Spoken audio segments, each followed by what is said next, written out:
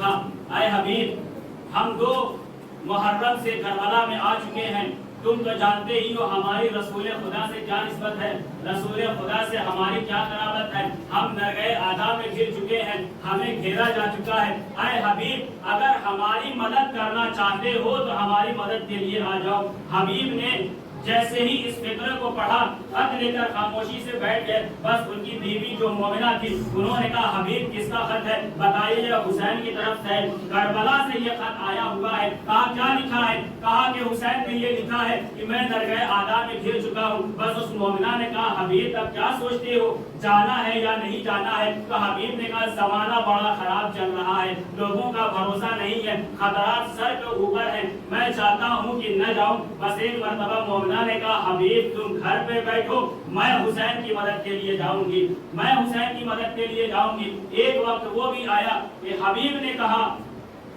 کہ اے مومنہ میں تو فقط تمہارا امتحان لے رہا تھا کہ تم ایمان کے کس حد تک پہنچی ہو، کس درجے تک پہنچی ہو، میں فقط تمہارا امتحان لے رہا تھا، تمہاری آزمائش کر رہا تھا۔ بس حبیب نے ارادہ کیا کہ اب کربلا کی طرف جائیں۔ عزیز و تاریخ نے یہ لکھا ہے کہ کوفے کے سارے دروازے بند کر دیے گئے تھے، کسی دروازے سے جانا ممکن نہ تھا۔ بس ایک مرتبہ حبیب نے اپنے غلام سے کہا غلام میرا یہ گھوڑا لے کے جاؤ، اور گھوڑا لے جا کر ایک معین مقام بتایا، کہا وہاں پہ رکے رہنا، مقرر مقام پہ رکے رہنا، میں گلیوں اور کوچوں سے ہوتا ہوا آتا ہوں۔ اب غلام وہاں پر جاتا ہے، گھوڑا لے کر کھڑا ہوا ہوتا ہے۔ تعجب نہیں ہوگا آپ کو کہ حسین کی کتنی زیادہ بے کسی ہے، کتنی زیادہ مظلومی ہے۔ اب وہ غلام گھوڑا لے کر وہیں پر کھڑا ہوا ہے۔ بس حبیب وہاں پر پہنچے ہیں تو حبیب کو وہاں پہنچنے میں دیر ہوئی۔ حبیب نے ایک عجیب سا منظر دیکھا۔ حبیب نے منظر یہ دیکھا کہ گھوڑے کی آنکھوں سے آنسو جاری ہے اور غلام سمجھا رہا ہے اے اسب باوفا تو پریشان نہ ہونا، اگر تیرا مالک نہ آیا تو میں تجھ پہ سوار ہو کر مدد کرنے کے لیے چلوں گا۔ بس حبیب نے جیسے ہی یہ منظر دیکھا ارے آنکھوں میں آنسو بھر آئے، ہائے کتنا مظلوم ہے میرا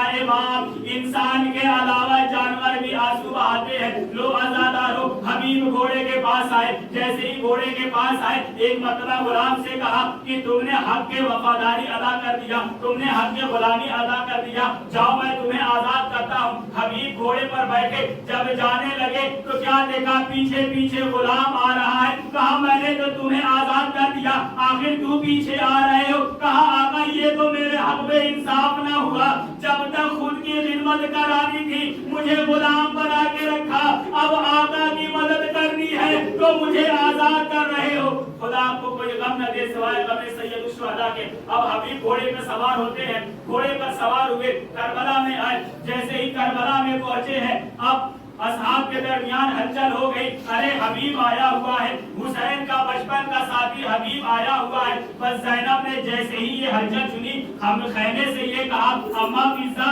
ذرا پتہ تو لگائیے ہمارے اصحاب میں یہ خوشی کی لہر کیسی ہے؟ ارے جب سے ہم کربلا آئے ہیں کوئی ہمیں تلواروں سے ڈرا رہا ہے، کوئی نیزوں سے ڈرا رہا ہے، ارے جب پوچھا جاتا ہے کون آیا تو کہتے ہیں حسین کو قتل کرنے کے لیے آئے ہیں، حسین کو شہید کرنے کے لیے آئے ہیں۔ اب جناب فضہ نے یہ پیغام جناب زینب کو دیا، جناب زینب نے جیسے ہی یہ فقرہ سنا بس ایک مرتبہ کہا اماں فضہ ذرا حبیب سے کہہ دو کہ ہمارا سلام قبول کرے، ارے تم نے ہمارے حق میں بڑا انصاف کیا کہ تم کربلا چلے آئے۔ بس حبیب تک یہ سلام پہنچا، ارے حبیب سرزمین کربلا پہ بیٹھ گئے، کہا ہائے آقا زادیوں کی مصیبت، ہائے زیدانیوں کی مصیبت، ہم غلاموں پر سلام بھیج رہی ہے۔ میں کہوں گا اے حبیب ابھی تو یہ ابتدائے مصائب ہے، ارے آخری مصائب کی انتہا یہ ہوگی کہ حسین اپنے بیٹے سے کہیں گے اے سید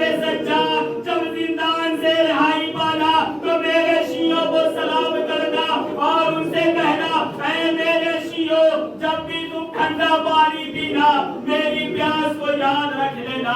کربلا میں ہمیں کیسے پانی کے لیے ترسایا گیا، ہم ایک بوند پانی کے لیے ترستے رہے مگر ظالم نے ہمیں پانی نہ دیا۔ وَسَيَعْلَمُ الَّذِينَ ظَلَمُوا أَيَّ مُنقَلَبٍ يَنقَلِبُونَ إِنَّ اللَّهَ وَإِنَّا إِلَيْهِ رَاجِعُونَ۔